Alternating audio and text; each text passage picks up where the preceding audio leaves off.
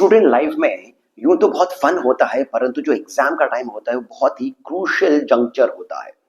उसमें हम एंजाइटी भी फील करते हैं, लैक ऑफ कंसंट्रेशन होता है, बहुत सारे इश्यूज आ जाते हैं। और एक तब बढ़ जाता है जब आप कोई एक क्रिटिकल क्लास में होते हैं, जैसे 10th 12th के बोर्ड एग्जाम्स हो गए हैं, या फिर 12th के बाद के आपके जो कॉलेज एंट्रेंस एग्जाम्स होते हैं, आजकल सीयूईटी होता है, यूपीएससी है, फिर बाद में एमबीए के एंट्रेंस एग्जाम्स होते हैं, कैट इत्यादि हो गया, बैंक पीओएससी, कितने सारे एग्जाम्स हैं जो एक स्टूडेंट अपने लाइफ के अंदर गो थ्रू करता है जिनसे, और बार बार वो एक ही तरीके के पैटर्न में फंस जाता है, लूप में फंस जाता है। इसी को आज हम ब्रेक करने का एक तरीका समझेंगे। सबसे पहले हम समझते हैं कि इश्यूज क्या क्या होते हैं, हो सकते हैं। तो यदि आप स्टूडेंट हैं और ये वीडियो देख रहे हैं तब आप इस बात से अग्री भी करेंगे। यदि आप पेरेंट हैं तब बहुत जरूरी है कि आप इन बातों को थोड़ा सा समझें। एंजाइटी वगैरह बहुत इंपॉर्टेंट एस्पेक्ट होता है जिससे हमें थोड़ा सा टर्न अराउंड करवाना होता है, बजाय इसके कि हम उसके नीचे दब जाएं। अब सबसे पहला जो इशू होता है स्टूडेंट का, वो होता है लैक ऑफ कंसंट्रेशन। पढ़ने बैठते हैं परंतु मन नहीं लग रहा है। आजकल इंस्टाग्राम है, यूट्यूब है, रील्स है, शॉर्ट्स है, दोस्त हैं, इतने सारी और एक्टिविटीज होती है कि पढ़ने के लिए हमें कुछ ज्यादा ही दम लगा देना पड़ता है। पढ़ना हम इन सभी एक्टिविटीज का एक और पार्ट नहीं समझते हैं।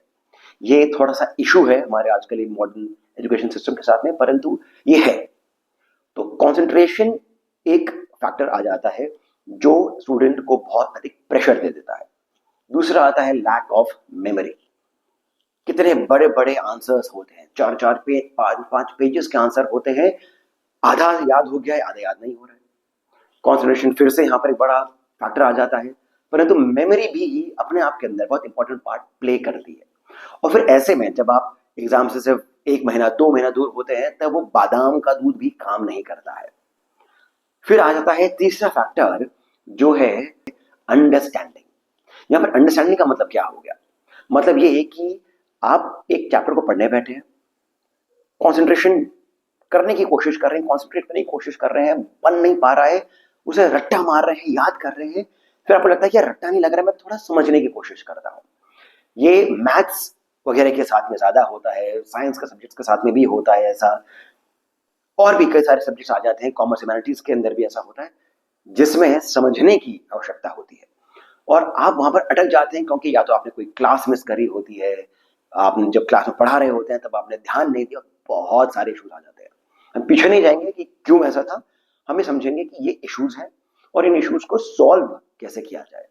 फिर आ जाता है एक बहुत इंपॉर्टेंट फैक्टर, एंजाइटी का। हम पढ़ने बैठे हैं, याद नहीं हो रहा है, समझना चाहते हैं, समझ नहीं पा रहे हैं, एंजाइटी बैठ जाती है। एग्जाम सिर्फ 15 दिन बाद है, या जो बड़े एग्जाम्स होते हैं जिसमें आपका जॉब डिपेंड करती है या फिर आपके हायर एजुकेशन डिपेंड करती है, एमबीए वगैरह, 2 महीने बचे हैं, 3 महीने बचे हैं, कैसे होगा? यूपीएससी में इतने सारे पेपर होते हैं, कैसे होगा? एंजाइटी बैठ जाती है। और फिर एंजाइटी को हम हटाने के लिए म्यूजिक सुन लेते हैं या दूसरों से मिल लेते हैं, या बड़ी एज में आकर के स्टूडेंट्स, ये भी देखा गया है जो बाहर अपने घर से निकल कर दूसरी जगह जाकर पढ़ते हैं, वो स्मोकिंग ड्रिंकिंग वगैरह भी करने लग जाते हैं, इससे भी डिस्ट्रैक्शंस हो जाते हैं। एंजाइटी बहुत ही क्रूशियल पॉइंट हो जाता है जो हमें हेल्प भी कर सकता है। तो ये बात हमें समझनी बहुत आवश्यक है। इस बात को स्टूडेंट्स अगर आप सुन रहे हैं तो एक्सेप्ट करना आवश्यक है, पेरेंट्स को समझना बहुत जरूरी हो जाता है। और फिर सबसे ज्यादा, इन सभी से ज्यादा इंपॉर्टेंट हो जाता है ऑन द डे डिलीवरी। यानी कि पढ़ाई आपने कर ली है, बहुत मेहनत करी है, घंटों आपने पढ़ा है, पर एंजाइटी के चक्कर में उस दिन पेपर में हम वैसा परफॉर्मेंस करके नहीं आ पाते हैं। 10 पॉइंट से किसी क्वेश्चन के हम 7 ही याद रख पा रहे हैं, 8वां हमसे मिस हो रहा है, नहीं मालूम चल रहा है कैसे करें। कोई पेपर है वहां पर हम बकल हो जाते हैं, फिर बाद में हम इतने एंग्शियस हो जाते हैं कि ब्लैकआउट हो जाते हैं। बहुत बार ऐसा स्टूडेंट्स के साथ में देखा जाता है। तो सेम डे डिलीवरी जो होती है ना आपकी, कि जिस दिन चाहिए, जिस दिन परफॉर्म करना है आपको, उस दिन आपका परफॉर्मेंस एंजाइटी, परफॉर्मेंस प्रेशर इतना ज्यादा होता है कि डिलीवरी नहीं हो पाती है। अब ये तो हमारे इश्यूज हो गए। आप इनमें से किसी से भी गो थ्रू कर रहे हैं तो भी आप मुझे कमेंट सेक्शन में बताइएगा। अगर नहीं बता है तब आप अग्री यदि कर रहे हैं तो हम और आगे चलते हैं। अब यहां पर मैं जो मंत्र और मेडिटेशन की टेक्निक बता रहा हूं उससे यदि आप ये एक्सपेक्ट कर रहे हैं कि कोई जादू हो जाएगा तो ऐसा नहीं होने वाला है, परंतु इससे आपके भीतर एक कैपेसिटी बनेगी जो कि आपके काम को बहुत ज्यादा इजी कर देगा। मेहनत तो करनी है परंतु मेहनत डायरेक्शनल हो जाएगी, रिजल्ट ओरिएंटेड आपकी मेहनत हो जाएगी। तो यहां पर हम सबसे पहले विज्ञान के साथ में, साइंस के साथ में चीजों को समझने की कोशिश करते हैं।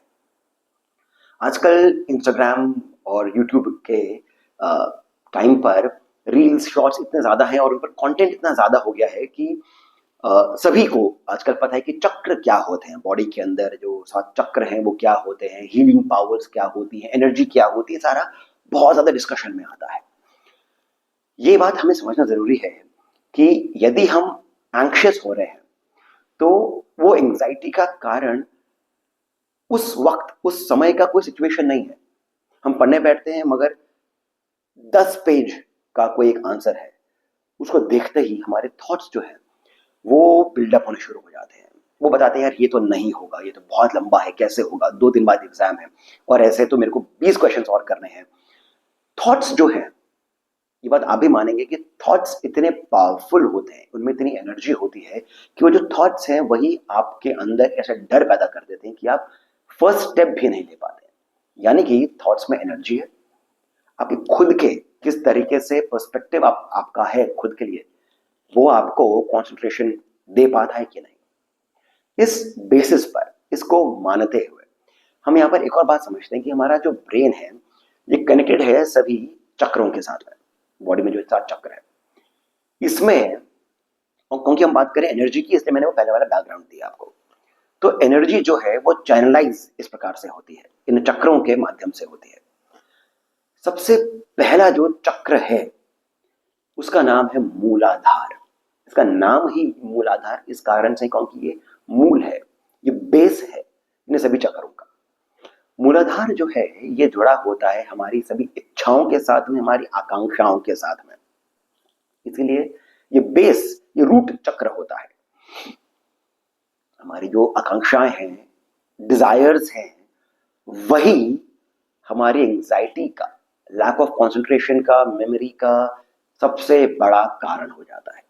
एक्सपेक्टेशंस, ये तो मुझे 2 घंटे में याद हो जाना चाहिए था, नहीं हो पा रहा है। 4 दिन बचे हैं, 4 दिन में कैसे होगा, एक्सपेक्टेशन है ये नहीं हो पा रहा है। डिजायर्स है, डिजायर्स के अंडर ही हम बकल डाउन हो जाते हैं। तो बात अब यहां पर समझने वाली ये है कि ये जो मूलाधार है, मैं ये नहीं कह रहा हूं कि मूलाधार चक्र को आप एक्टिवेट करिए, वो सब कुंडलिनी वाली बातें हैं, वो मैं यहां पर नहीं कर रहा हूं। I am talking to the point. आपका टाइम भी ज्यादा बीत नहीं हो और आप काम की बात समझे। तो मूलाधार जो है उसके देवता, अब देवता से आप ये मत समझेगा कि अरे यार ये तो मैं किस जगह पर आ गया हूँ। कि स्टूडेंट्स का आजकल जो टीनेज होते हैं खासकर, उनका ये आजकल एक अजीब सी बात चल रही है कि डोंट टॉक रिलीजियस कंटेंट। देवता का अर्थ होता है जो दिव्य है। ये दिव धातु से बनता है संस्कृत के। दिव का अर्थ होता है इल्यूमिनेटिंग, लाइट। आपके अंदर जो एनर्जी है वो जब एक्टिवेट होती है तो एक तरह का लाइट वो प्रोड्यूस करती है। वो लाइट में एनर्जी होती है और वहीं से फिर हम ऊपर की ओर उठते हैं। मूलाधार जो है इसके देवता हैं गणपति। अब गणपति को हमें समझना यहां पर बहुत आवश्यक है।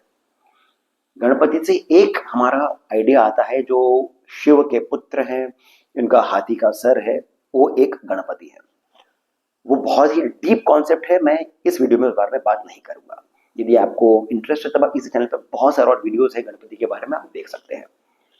यहां पर मैं बात कर रहा हूं गणपति के बहुत ही डिफरेंट एस्पेक्ट की। गणपति, पति यानी एक रूलर, एक कंट्रोलर, राजा।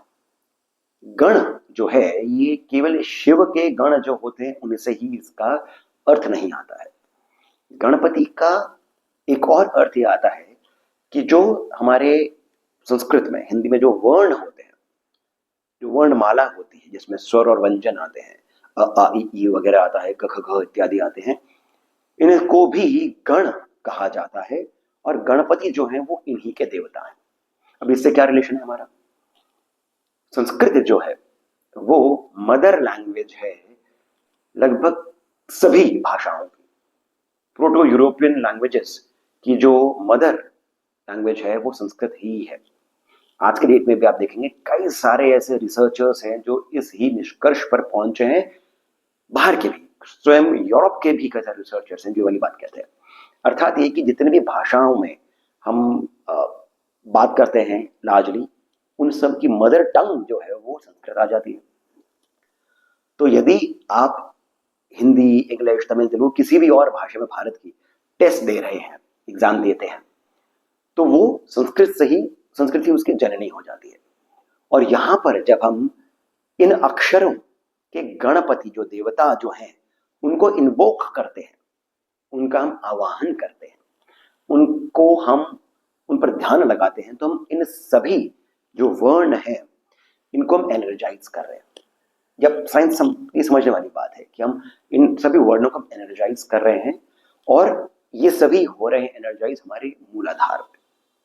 तो यानी कि जो मंत्र अपनी स्क्रीन पर अभी देख रहे हैं, ओम गम गणपतये नमः, ये जो मंत्र है ये आपकी जो लैंग्वेज है, क्योंकि हम लार्जली इंडिया में जो एग्जाम देते हैं वो या तो इंग्लिश, हिंदी और कुछ जगहों पर जैसे स्टेट्स के अंदर जो स्टेट बोर्ड्स होते हैं या फिर जो एग्जाम्स होते हैं वो रीजनल भी आ जाता है, पर लार्जली हिंदी इंग्लिश रहता है। नॉर्थ में तो डेफिनेटली होता है। तो ऐसे में बहुत जरूरी हो जाता है कि हम इस फोकस के साथ, इस थॉट के साथ में गणपति को इस प्रकार से समझते हुए इस मंत्र का चैंट करें, मंत्र को हम पढ़ें।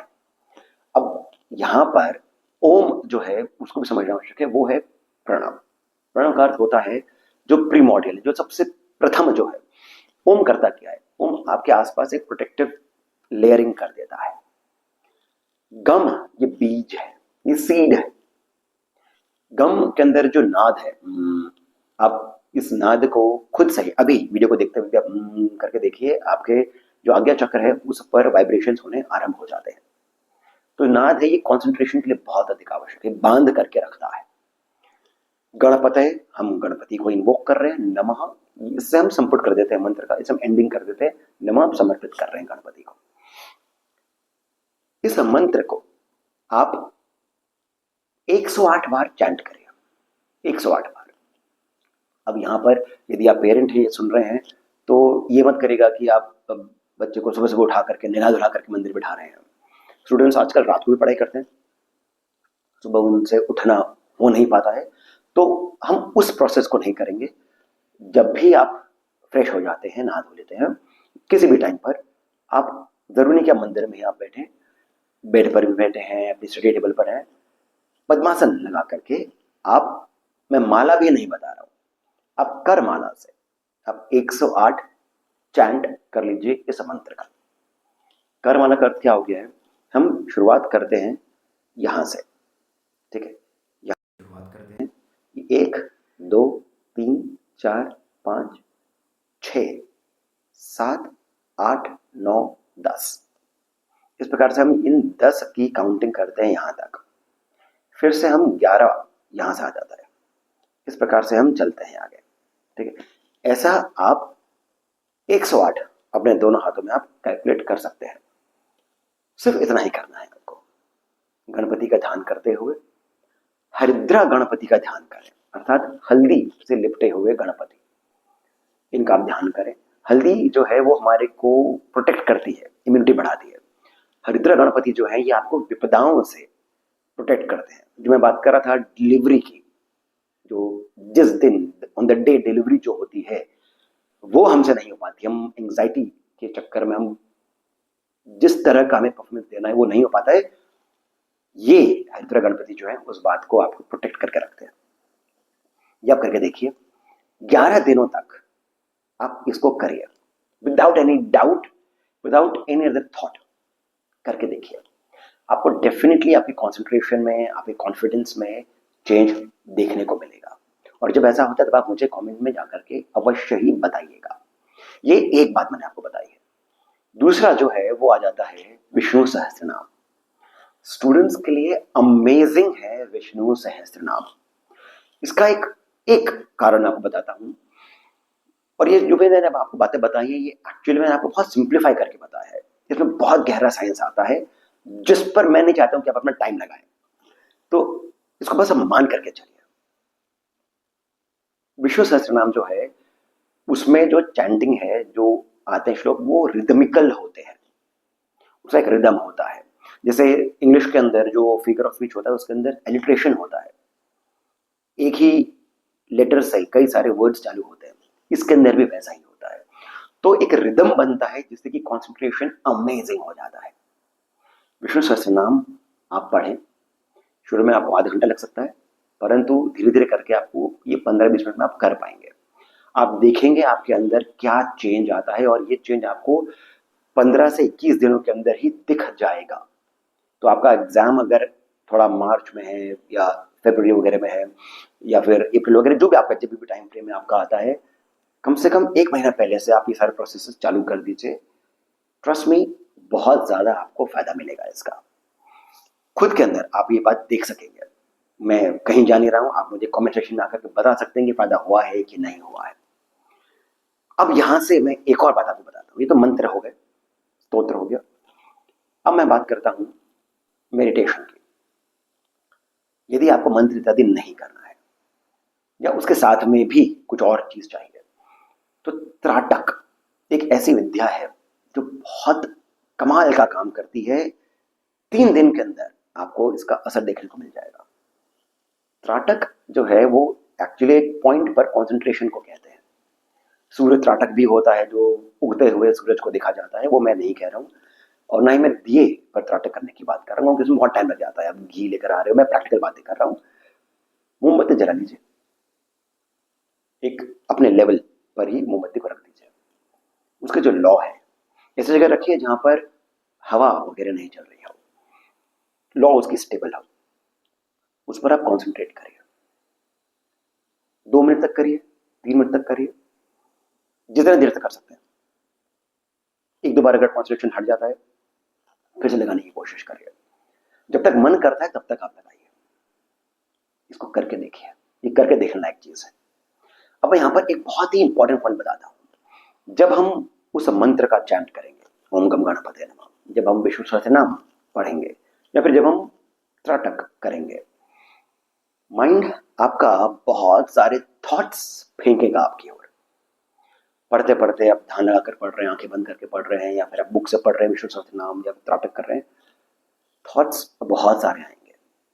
मैं टाइम क्यों लगा रहा हूँ यहाँ, इससे अच्छा तो मैं 2 क्वेश्चन कर लेता, या फिर मेरे दोस्त क्या कर रहे होंगे, या फिर कई सारे और थॉट्स आते हैं। आने दीजिए, आएंगे और जाएंगे। आप अपना फोकस रखिए इस पर्टिकुलर प्रोसेस पर। ट्रस्ट में आपको बहुत अच्छे रिजल्ट्स आएंगे ही आएंगे, और साथ ही साथ में आपकी आस्था जो बढ़ेगी, भगवान की कृपा जो मिलेगी, वो और भी अलग बात हो जाती है। करके देखिए, फिर मुझे बताइए आपको ये वीडियो कैसा लगा। यदि लाभकारी लगा है, सुंदर लगा है, तो आप इसको लाइक अवश्य कर लीजिए। सब्सक्राइब करना नहीं भूलें, और कमेंट सेक्शन में जो पहला कमेंट पिन है वहां से पेटीएम, जीपे अधिक माध्यम जितना अधिक हो सके आप हमें श्री सहयोग अवश्य करें। विद्यार्थी हैं, यदि आप अभी कमा नहीं रहे हैं तो बस एक लाइक कर दीजिए, या फिर आप मैसेज करें, बता दीजिए कैसा लगा है। श्री सहयोग आपसे अपेक्षित नहीं है, आप उसका लोड मत लेना, और बस करके देखिए। All the best. यदि आप स्टूडेंट हैं, आपका कोई एग्जाम आने वाला है, उसके लिए ऑल द बेस्ट। एंड अभी मैं आपसे जानकारी लेता हूँ। धन्यवाद।